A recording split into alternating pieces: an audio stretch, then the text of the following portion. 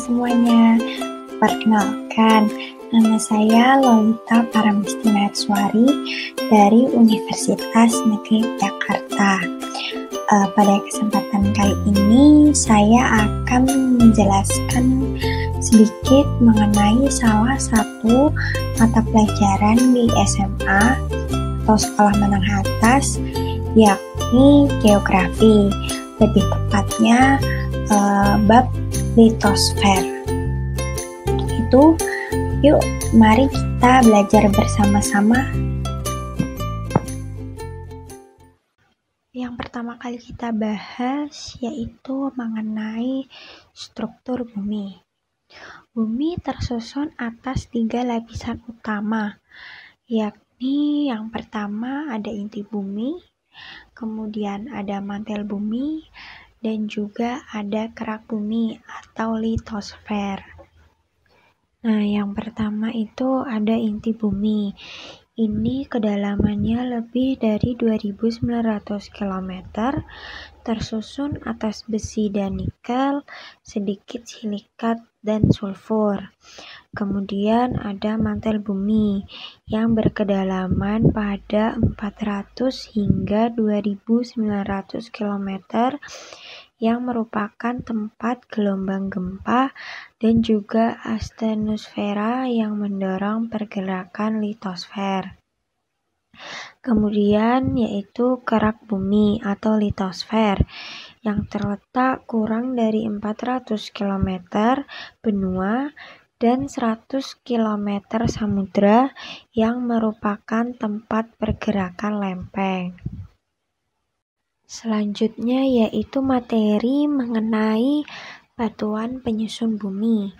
Batuan penyusun bumi ini antara lain yang pertama yaitu batuan beku.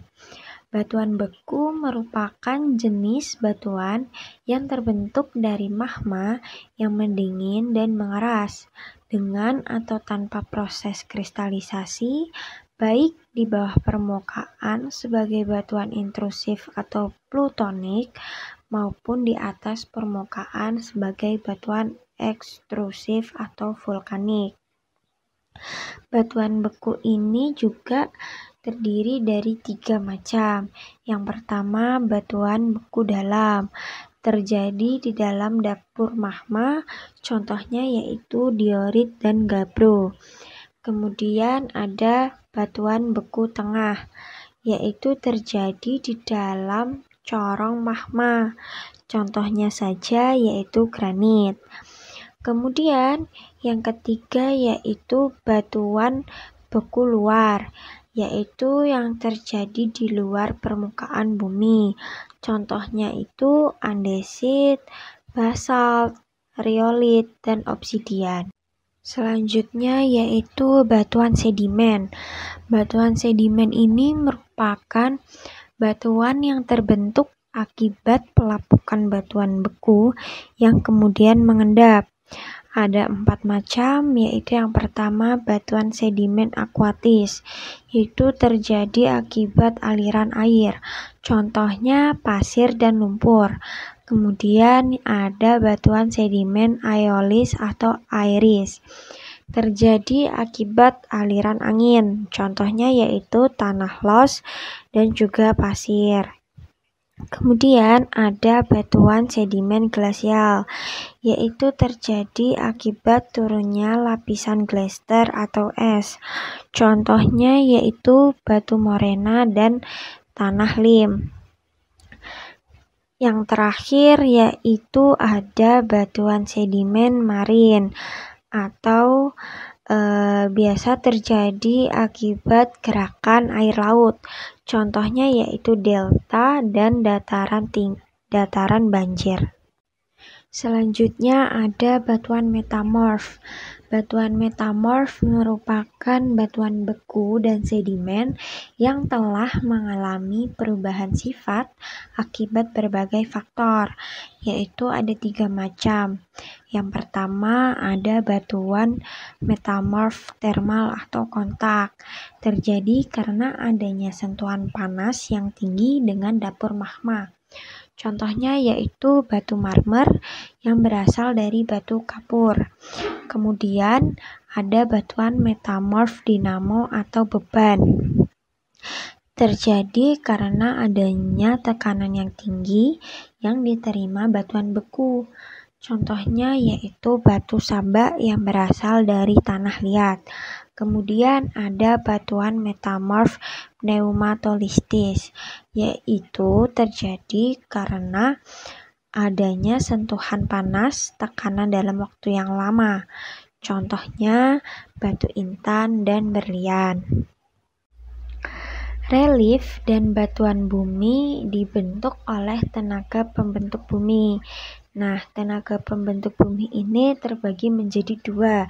Yang pertama, tenaga endogen, yaitu tenaga pembentuk muka bumi yang berasal dari dalam, yaitu terdiri dari tektonisme dan juga vulkanisme.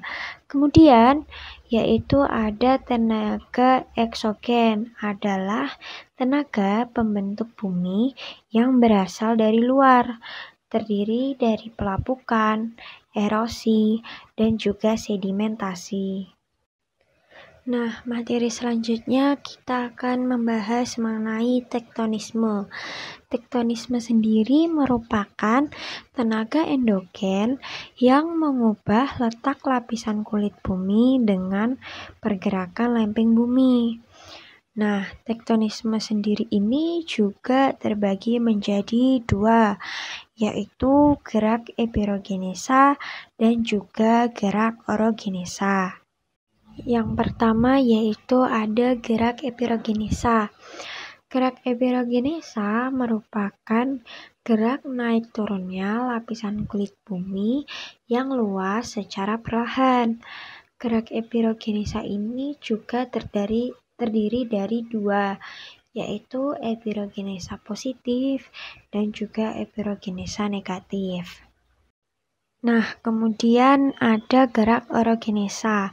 Gerak orogenesa merupakan pergeseran lapisan kulit bumi yang relatif sempit dan cepat. Gerak orogenesa terdiri dari lipatan dan juga patahan. Lipatan terjadi apabila kulit bumi mendapat tenaga endogen dan horizontal. Seperti yang bisa kita lihat pada layar, ada beberapa gerakan lipatan, yaitu ada lipatan simetris atau tegak atau muda, selanjutnya ada lipatan asimetris, kemudian ada lipatan menggantung, ada lipatan isoklinal, lipatan rebah, dan juga ada lipatan kelopak atau chevron. Lipatan yang memiliki panggung lipatan itu disebut antiklinal, dan juga lembah lipatan yang disebut sinklinal. Nah, selain ada lipatan tadi, ada patahan. Patahan ini terjadi apabila kulit bumi mendapat tenaga endogen yang kuat dan mendadak, dapat berupa horizontal maupun vertikal. Nah, gerakan patahan itu sendiri, yang pertama ada sesar naik turun, kemudian ada sesar mendatar, kemudian ada graben atau merendah, dan juga horst atau meninggi. Materi selanjutnya yaitu ada vulkanisme.